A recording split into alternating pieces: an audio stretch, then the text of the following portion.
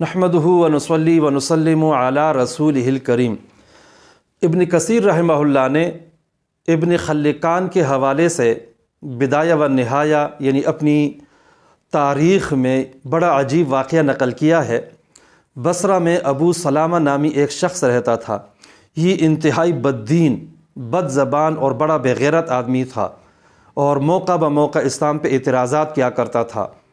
ایک مرتبہ کسی نے اس کے سامنے مسواک کے فضائل اور محاسن بیان کیے تو یہ طیش میں آ گیا اور غیظ و غضب میں آ کر قسم کھائی اور کہا کہ اللہ کی قسم میں اس مسواک کو اپنی سرین میں لگاؤں گا۔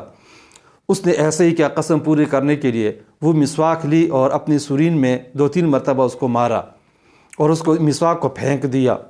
اللہ کا کرنا ایسا ہوا کہ اس سے اس کو حمل ہو گیا، لیکن اس کو پتہ نہیں چلا۔ 9 مہینے کے بعد اس کے پیٹ میں درد شروع ہوا اور تھوڑی دیر کے بعد اس سے ایک بچہ پیدا ہوا۔ بچہ کیا تھا؟ جس طرح کہ جنگلی چوہا ہوتا ہے اس طرح کا ایک جانور تھا، اور وہ بڑا عجیب و غریب تھا، عجیب الخلقت تھا۔ چنانچہ اس کی دم 1 بالشت اور 4 انگلیوں کے برابر تھی، اور اس کے 4 پاؤں تھے، اور اس کے 4 دانت تھے جو آگے کی طرف نکلے ہوئے تھے، اور اس کا سر مچھلی کی طرح تھا۔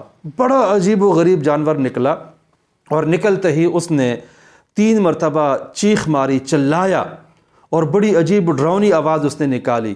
اتنے میں اس شخص کی بیٹی دوڑتی ہوئی آئی اور اس نے اس چوہے پہ، جانور پہ پاؤں رکھا اور اس کو مسل دیا، کچل دیا، اور اس طرح اس کو مار دیا۔ اس دوران ابو سلامہ نامی شخص چلا رہا تھا، کہہ رہا تھا کہ اس جانور نے مجھے کاٹ دیا ہے، اس جانور نے میرا پیٹ کاٹ دیا ہے۔ سخت جو ہے وہ چلا رہا تھا اور سخت تکلیف میں مبتلا تھا۔ اس طرح کرتے کرتے 3 دن کے اندر وہ ہلاک ہو گیا اور مر گیا۔